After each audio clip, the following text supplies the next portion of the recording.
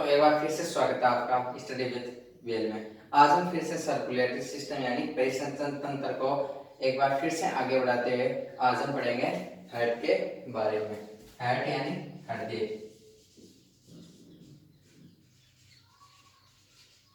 Heart यानी हृदय। तो हृदय दोस्तों एक नॉर्मल तो आप जानते होंगे हृदय क्या है, लेकिन दोस्तों आज हम कंपटीशन एग्जाम के लिए और हम विस्तृत जानकारी से पढ़ेंगे। तो दोस्तों पहला क्वेश्चन ये बनता है कि जब हम हृदय पढ़ते हैं तो हृदय के अध्ययन को क्या कहा जाता है। तो दोस्तों हृदय के अध्ययन को स्टडी ऑफ हार्ट इसको कहा जाता है दोस्तों कार्डियोलॉजी। कार्डियोलॉजी यानी जो दोस्तों हृदय, जब हम हृदय पढ़ते हैं तो दोस्तों इसमें कार्डियोलॉजी यानी जो हृदय का जो विस्तृत अध्ययन है वो कार्डियोलॉजी में है। और दोस्तों हृदय एक है वो है मस्कुलर ऑर्गन यानी मांसपेशी अंग है। हृदय एक मस्कुलर ऑर्गन यानी मांसपेशी अंग है जो है मांसपेशियों से बना है। तो दोस्तों हृदय हमारा कौन सी मांसपेशियों से बना है, वो है कार्डियक यानी कार्डियक मांसपेशियों से बना है या हृदय मांसपेशियों से बना है। और दोस्तों हृदय को एक पंपिंग ऑर्गन भी कहा जाता है। पंपिंग ऑर्गन क्यों कहा जाता है? क्योंकि दोस्तों ये है पंपिंग ऑर्गन यानी ये है हमारे रक्त को पंप करता है, ब्लड यानी रक्त को, ये हमारे रक्त को पंप करता है।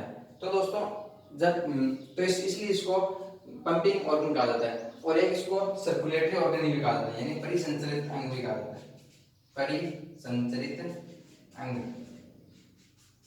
क्योंकि ये भी हमारे रक्त को ही परिसंचरित करता है। तो दोस्तों ये हो गए कॉमन से हृदय के बारे में पॉइंट। अब दोस्तों अगला पॉइंट ये बनता है कि हमारे में हृदय का वजन कितना होता है। तो दोस्तों औसतन वजन होता है वो होता है हृदय का होता है 350 ग्राम। अब बोला जाता है कि एक पुरुषों में ज्यादा होता है और महिलाओं में कम होता है। तो दोस्तों औसतन होता है वो होता है 350 ग्राम।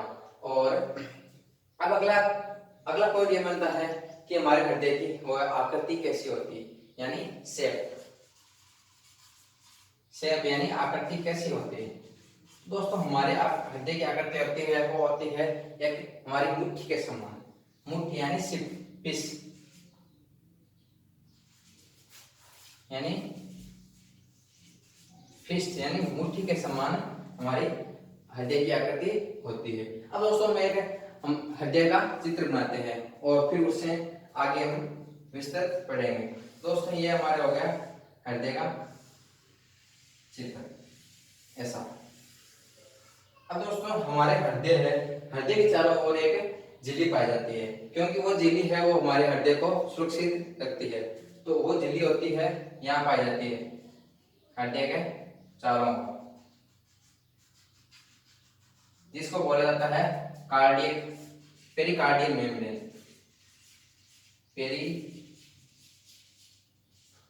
पेरिकार्डियल मेम्ब्रेन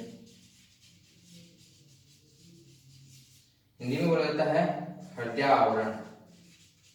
हृदय आवरण यानी हृदय के चारों ओर एक झिल्ली पाई जाती है। अब दोस्तों ये एग्जाम में क्वेश्चन ऐसा आता है कि हृदय के चारों ओर पाई जाने वाली झिल्ली को क्या कहा जाता है। तो दोस्तों हृदय के चारों ओर पाई जाने वाली झिल्ली को कहा जाता है पेरिकार्डियल मेम्ब्रेन या हृदय आवरण झिल्ली। हृदय आवरण झिल्ली ये हमारे हृदय को बाहर से सुरक्षा प्रदान करती है। अब दोस्तों हमारा हृदय है वो कितने चैम्बर का होता है? तो वो होता है 4 चैम्बर। हमारा हृदय 4 चैम्बर यानी हमारे हृदय में 4 कोष्ठक होते हैं, 4 चैम्बर होते हैं। 4 चैम्बर यानी 4 कोष्ठकीय हमारा हृदय होता है। हृदय में 4 कोष्ठक होते हैं। तो ये हो गया हृदय का 4 कोष्ठकीय। अब इसमें 2 होते हैं आलिंद होते हैं और 2 होते हैं नील्य। अब दोस्तों कभी कभी एग्जाम में ये क्वेश्चन आता है कि हृदय को 4 भागों में बांटने वाली वो झिल्ली है वो क्या कहलाती है? तो दोस्तों हृदय को 4 भागों में बांटने वाली इसको कहा जाता है सेप्टम। क्या कहा जाता है? सेप्टम। हृदय को 4 भागों में बांटते हैं सेप्टम। अब दोस्तों ये होता है कि अलिंद कौन सा होता है, नीले कौन सा होता है? तो दोस्तों हमारे ऊपर वाले होते हैं वो होते हैं अलिंद, ये होते हैं अलिंद, और नीचे वाले ये दोनों अलिंद होते हैं, और नीचे वाले दोनों होते हैं नीले। नीले अलिंद बोला जाता है ओरिकल, इंग्लिश में बोला जाता है अलिंद को ओरिकल बोला जाता है, और नीले को बोला जाता है वेंट्रिकल। और ये हो गए हृदय के 4 चैम्बर। अब दोस्तों हमारा हृदय 4 चैम्बर होता है, बट जब बात आती है जब मछलियों की, तो मछलियों का हृदय होता है वो होता है 2 चैम्बर का। मछलियों का हृदय होता है वो होता है 2 चैम्बर का। और मेंढक मछलियों का यहाँ लिख देता हूँ। मेंढक का हृदय होता है वो होता है उसमें 2 चैम्बर होते हैं मेंढक के हृदय में, और मछली होती है, मछली में 2 होते हैं। मछली में दो चैम्बर होते हैं, और मेंढक में 3 चैम्बर होते हैं। यानी मेंढक का हृदय है वो 3 चैम्बर होता है। और कुछ और पॉइंट भी है, जैसे कोकरोच के हृदय में 13 कक्षक होते हैं। कोकरोच के हृदय में 13 चैम्बर होते हैं, और पक्षियों के हृदय में होते हैं वो होते हैं 4 चैम्बर। पक्षियों में यानी बर्ड्स, पक्षियों का हृदय वो होता है 4 चैम्बर। यानी दोस्तों जब हमारा हृदय है वो 4 कोष्ठक होता है, और मछली का होता है हृदय उसमें दो कोष्ठक होते हैं, और मेंढक में तीन कोष्ठक होते हैं, और कॉकरोच में 13 चैम्बर होते हैं, और पक्षियों में 4 चैम्बर होते हैं। तो दोस्तों ये सारे हो गए इसमें। और एक मगरमच्छ का भी है, मगरमच्छ में होते हैं 14 कोष्ठक। मगरमच्छ के हृदय में होते हैं 14 कोष्ठक, मगरमच्छ के हृदय में। और ये दोस्तों सारे हो गए। अब हम आगे बढ़ेंगे हृदय के बारे में। तो पहले एक बार इरेज कर लेते हैं।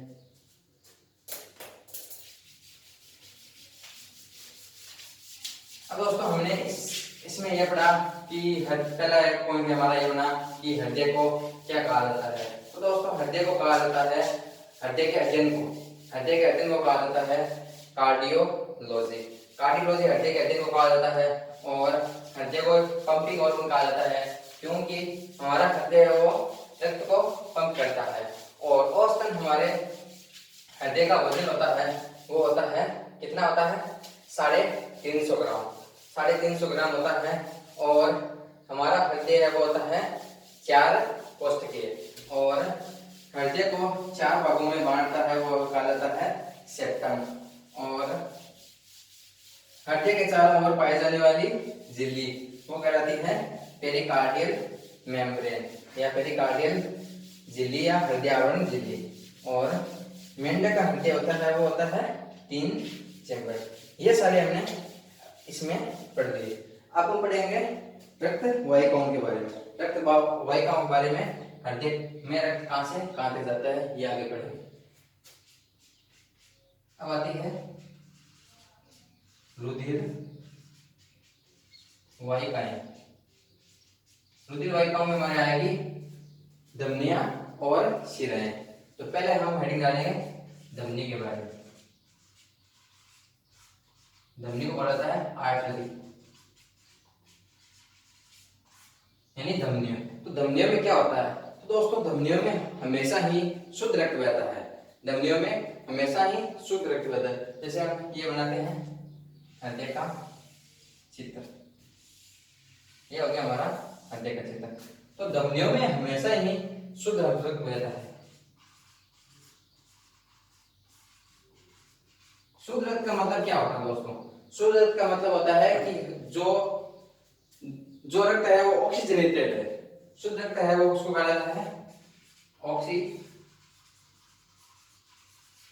ऑक्सीजनेटेड रक्त है, यानी जिसमें ऑक्सीजन की मात्रा है, ऑक्सीजन की मात्रा है वो रक्त है, तो वह रक्त तो कहलाएगा शुद्ध रक्त। और अशुद्ध रक्त है जिसमें ऑक्सीजन की मात्रा नहीं हो। अब भी दोस्तों धमनियों में हमेशा ही शुद्ध रक्त बहता है, लेकिन एक ऐसी धमनी है जिसमें अशुद्ध रक्त बहता है, तो वो कहलाती है, उसको इंग्लिश में बोला जाता है पल्मोनरी, पल्मोनरी आर्टरी, और हिंदी में बोला जाता है फुफ्फुसीय धमनी। यानी इसमें अशुद्ध रक्त बहता है। यानी पहला पहला पॉइंट हमारा यह था कि धमनियों में हमेशा ही शुद्ध रक्त बहता है, लेकिन एक्सेप्शन इज एवरीवेयर। तो पल्मोनरी या फुफ्फुसीय धमनी है जिसमें अशुद्ध रक्त बहता है। और अगला पॉइंट हमारा यह बनता है धमनियों से कि सबसे बड़ी धमनी कौन सी है। सबसे बड़ी धमनी, सबसे बड़ी धमनी, तो दोस्तों हमारी सबसे बड़ी धमनी है वो है महाधमनी। महाधमनी या इसको इंग्लिश में बोला जाता है आयोटा। हमारे शरीर की सबसे बड़ी धमनी, यानी सबसे बड़ी, यानी जो सबसे ज्यादा एरिया में फैली है, जो कहलाएगी हमारी महाधमनी। और ये धमनियों के बारे में पॉइंट हो गए। अब हम पढ़ेंगे शिरा के बारे में।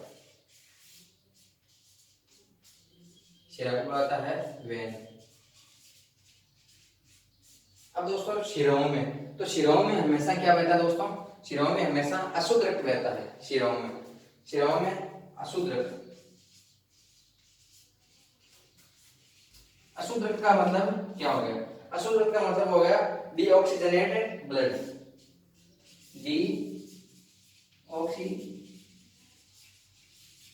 डीऑक्सीजनेटेड ब्लड, यानी ऐसा रक्त जिसमें ऑक्सीजन की मात्रा नहीं हो, वो कहलाता है हमारा अशुद्ध रक्त। लेकिन दोस्तों हमारी शिराओं में सबसे बड़ी शिरा, तो सबसे बड़ी शिरा वो कहलाएगी, हमारी सबसे बड़ी शिरा कौन सी है?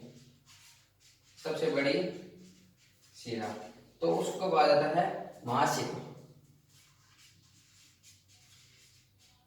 सबसे बड़ी शिरा का मतलब हो गया कि हमारी ऐसी शिरा जो सबसे ज्यादा अशुद्ध रक्त लाती है, वो कहलाती है हमारी महाशिरा, या इंग्लिश में बोला जाता है पल्मोनरी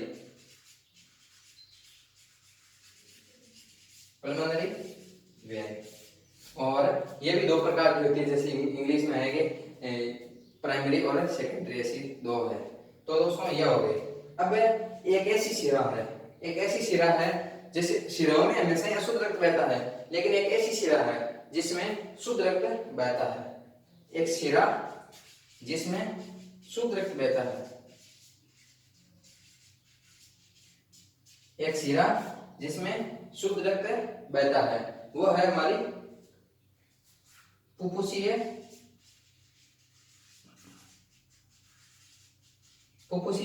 शिरा।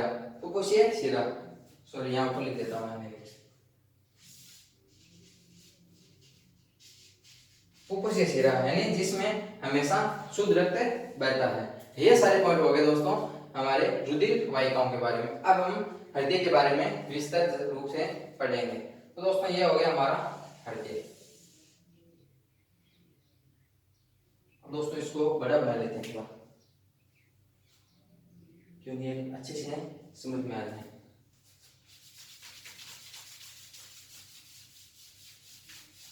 रुधिर वाहिकाओं में हमने पढ़ा दोस्तों कि धमनी और शिराओं के बारे में। दोस्तों धमनियों में हमेशा बहता है शुद्ध रक्त, और शिराओं में बहता है अशुद्ध रक्त। और एक ऐसी धमनी जिसमें शुद्ध रक्त बहता है, वो कौन सी है?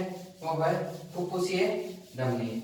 और फुफ्फुसीय शिरा है जिसमें शुद्ध रक्त बहता है, क्योंकि शिराओं में हमेशा अशुद्ध रक्त बहता है, लेकिन एक फुफ्फुसीय शिरा है जिसमें अशुद्ध रक्त बहता है।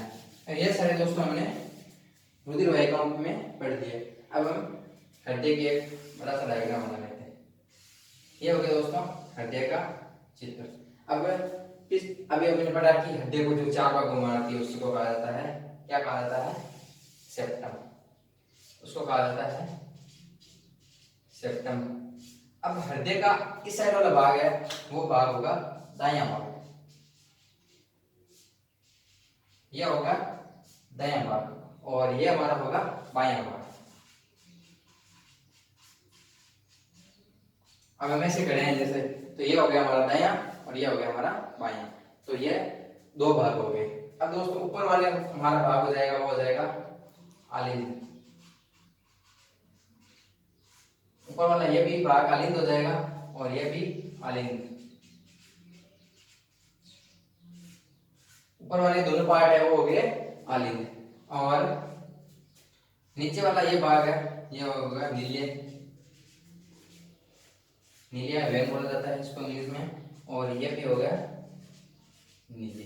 अब इनमें हो गया, ये हो गया दायां आलिंद, ये हो गया दायां नीले, ये हो गया बायां आलिंद, ये हो गया बायां नीले। ये हो गए दोस्तों हमारे हृदय के चार भाग। अब दोस्तों जो हमारे हृदय का दायां भाग है, दायां भाग है उसमें हमेशा ही अशुद्ध रक्त बहता है। अशुद्ध रक्त मतलब डीऑक्सीजनेटेड, यानी जिसमें ऑक्सीजन की मात्रा नहीं हो। ऑक्सीजन की मात्रा नहीं होगी तो उसमें किसकी मात्रा होगी? उनमें होगी CO2 की, यानी इन दोनों चेंबर में जो रक्त होगा उनमें CO2 की मात्रा ज्यादा होगी। और इस इधर वाले जो बायां भाग है, बायां भाग उसमें शुद्ध रक्त बहता है। बायां भाग में शुद्ध रक्त मतलब ऑक्सीजनेटेड, यानी इन दोनों में ऑक्सीजन की मात्रा इधर ज्यादा होगी। अब दोस्तों हम देखते हैं कि हमारे शरीर में रक्त कैसे आता है, कैसे हृदय हमारा पंप करता है, और कैसे हमारे विभिन्न अंगों तक जाता है। तो दोस्तों ये इसके बारे में पढ़ेंगे। तो देखिए यहाँ से लिख लेते हैं, यहाँ आएगा हमारा शिराओं से, यानी शिराओं में कैसे बहता है? शिराओं में अशुद्ध रक्त, अशुद्ध। तो हमने दोस्तों अभी पीछे पढ़ा था कि सबसे बड़ी शिरा कौन सी है, तो सबसे बड़ी शिरा कौन सी है? वो है महाशिरा। महाशिरा इसको इंग्लिश बोला जाता है vena cava. Vena cava, vena को दो प्रकार है, सुपीरियर और इंफीरियर वेना कोवा, ये दो प्रकार की वेना कोवा। जो हमारा रक्त है वो रहती है दायां आलिंद में, दायां आलिंद में, यानी हमारा नीले, यानी सॉरी हमारा महाशिरा है वो है अशुद्ध रक्त को सबसे पहले लाती है हमारे दायां आलिंद में, दायां आलिंद में लाकर छोड़ देती है। अब यहाँ सारा अशुद्ध रक्त है और यहाँ सारा रक्त है वो जो जब यहाँ की ओर जैसे थैली वगैरह पूरी भर जाएगी, यानी यहाँ प्रेशर ज्यादा होगा, तो यहाँ क्या होगा? यहाँ हो गए, यहाँ तीन कपाट होते हैं जिनको बोला जाता है त्रिक कपाट, त्रिक कपाट, यह इसको इंग्लिश में बोला जाता है ट्राइकस्पिड, ट्राइकस्पिड। यानी इससे होकर जब यहाँ प्रेशर ज्यादा होगा, जब यहाँ प्रेशर ज्यादा होगा तो यहाँ रक्त इनमें से यही आएगा, तो हमारा यहाँ अब यहाँ गया दायां नीले में। जब पहले आएगा बायां नीले में, बायां नीले में सॉरी दायां आलिंद में, दायां आलिंद में आ गया, दायां आलिंद से फिर आएगा दायां नीले में, दायां नीले में। अब दोस्तों यहाँ आ गया, तो यहाँ एक दोस्तों अर्धचंद्राकार भाग है जिसको बोला जाता है अर्धचंद्राकार एक भाग सी संरचना होती है, अर्धचंद्राकार संरचना होती है जिसको बोला जाता है सेमीलुनार, और अर्धचंद्राकार एक वॉल्व होता है, वॉल्व जिसको बोला जाता है सेमीलुनार वॉल्व, एसएलवी शॉर्ट में लिखा जाता है। अब दोस्तों एग्जाम में क्वेश्चन कैसे आता है? एग्जाम में क्वेश्चन ये आता है, यहाँ से ये क्वेश्चन बनता है कि हमारा त्रिक कपाट है किसके और किसके मध्य पाया जाता है? तो दोस्तों हमारा त्रिक कपाट है वो दायां आलिंद और दायां नीले के मध्य पाया जाता है। और अगला क्वेश्चन यहाँ से ये बनता है कि सेमीलुनार वॉल्व या अर्धचंद्राकार वॉल्व है हमारे हृदय के किस भाग में पाया जाता है? तो दोस्तों ये हो जाएगा हमारा दायां नीले में। अब दोस्तों आगे रक्त कहां जाएगा? तो यहां से रक्त जाएगा दोस्तों हमारा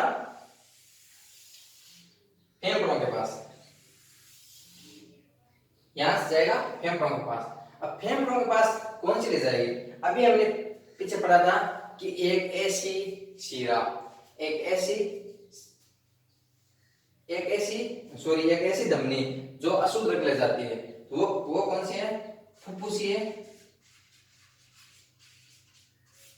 फुफ्फुसीय धमनी। यानी धमनियों में हमेशा शुद्ध रक्त बहता है, धमनियों में शुद्ध रक्त बहता है, लेकिन फुफ्फुसीय धमनी है उसमें अशुद्ध रक्त बहता है। धमनियों में हमेशा शुद्ध रक्त बहता है, लेकिन एक फुफ्फुसीय धमनी एक ऐसी धमनी है जिसमें अशुद्ध रक्त बहता है। इसको कहा जाता है, इंग्लिश में कहा जाता है पल्मोनरी आर्टरी। ये होता है, इसमें क्या हो जाता है? डीऑक्सीजनेटेड ब्लड, यानी जिसमें कार्बन डाइऑक्साइड की मात्रा ज्यादा हो, यानी अशुद्ध रक्त। ये हो जाएगा अशुद्ध रक्त, क्योंकि ये अशुद्ध हो गया, क्योंकि यहाँ अशुद्ध था, यहाँ अशुद्ध आ गया, तो ये सारे यहाँ तक अशुद्ध होगा। अब यहाँ हमारा रक्त आ गया फेफड़ों के पास, फेफड़ों यानी लंग्स, हमारा रक्त आ गया फेफड़ों के पास। तो फेफड़ों से हमारा क्या होगा? यहाँ हमारे जो हम नाक से वो ऑक्सीजन लेते हैं, तो ऑक्सीजन तो इन हो जाएगी और फेफड़ों से CO2 हो जाएगी आउट, यानी ऑक्सीजन है वो हमारे शरीर में प्रवेश कर जाएगी, फेफड़ों से नाक से होकर फेफड़ों तक जाएगी, और कार्बन डाइऑक्साइड है वो फेफड़े उसका उत्सर्जन कर देंगे।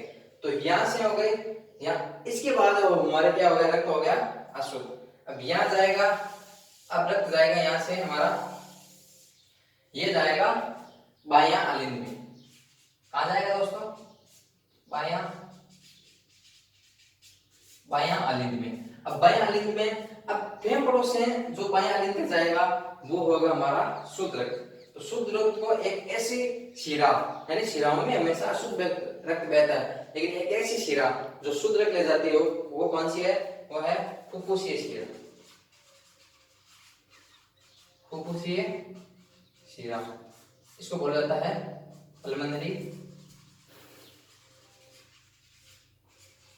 वेन, यानी फुफ्फुसीय शिरा। फुफ्फुसीय शिरा क्या है? ऑक्सीजनेटेड ब्लड लेती है, यानी जिसमें ऑक्सीजन की मात्रा ज्यादा हो। अब यहाँ आ गया, तो यहाँ हमारा रक्त तो हो गया शुद्ध, यानी जिसमें ऑक्सीजन की मात्रा ज्यादा हो, और यह हो गया बायां आलिंद। अब बायां आलिंद है, बायां आलिंद में फिर से दो वॉल्व होते हैं, जिनको कहा जाता है ड्यूक कपाट, यानी बाइकस्पिड बोला जाता है इंग्लिश में, बाइकस्पिड वॉल्व। अब दोस्तों ये क्वेश्चन बनता है कि ड्यूक कपाट है वो हमारे हृदय में किन के मध्य पाया जाता है? तो दोस्तों पाया जाता है बायां आलिंद और बायां नीले के मध्य। अब दोस्तों इसमें ज्यादा रक्त आएगा, तो इसमें ज्यादा रक्त आया तो यहाँ इन वॉल्व पर प्रेशर ज्यादा पड़ेगा, तो यहाँ हमारा रक्त का प्रेशर बढ़ेगा तो रक्त इसमें आ जाएगा, और ये हो जाएगा हमारा बायां नीले। इससे दोस्तों हमारा एक क्वेश्चन बनता है कि हमारे हृदय का 4 चैम्बरों में से सबसे बड़ा चैम्बर कौन सा होता है? तो सबसे बड़ा चैम्बर होता है हमारा बायां नीले हमारे हृदय का सबसे ज्यादा बड़ा चैम्बर होता है, यानी सबसे बड़ा कोष्ठक है वो होता है बायां नीले, और यहाँ ऑक्सीजनेटेड ब्लड है इनमें, इन दोनों में, और यहाँ से जाएगा हमारे शरीर के विभिन्न अंगों तक, यहाँ से जाएगा हमारे शरीर के विभिन्न अंगों तक। वो कौन सी ले जाएगी? सबसे बड़ी धमनी कौन सी है? वो है महाधमनी।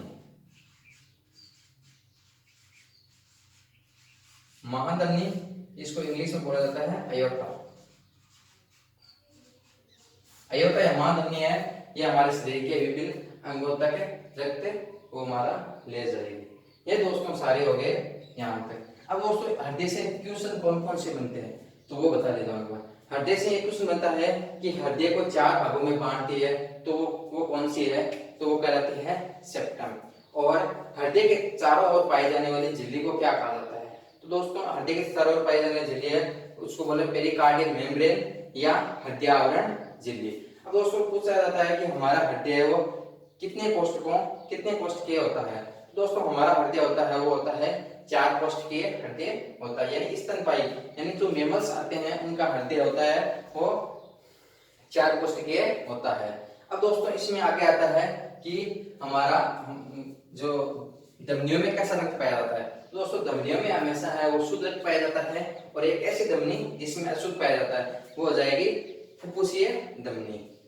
फुफ्फुसीय धमनी यानी पल्मोनरी आर्टरी। और शिराओं में हमेशा अशुद्ध रक्त बहता है, और एक ऐसी शिरा यानी फुफ्फुसीय शिरा जिसमें जो शुद्ध रक्त बहता है। और हृदय से आता है कि हम हमारे हृदय के कौन से भाग में अशुद्ध रक्त बहता है। तो दोस्तों हमारे हृदय के दायां भाग में है हमेशा अशुद्ध रक्त रहता है, और बायां भाग में है वो होता है शुद्ध रक्त बहता है। और ये सारे दोस्तों क्वेश्चन हो गए। अब ये सारे पढ़ लिए। अगर दोस्तों आपको वीडियो अच्छा लगे तो लाइक शेयर और सब्सक्राइब करना ना भूलें। थैंक यू सो मच, और कल पढ़ेंगे।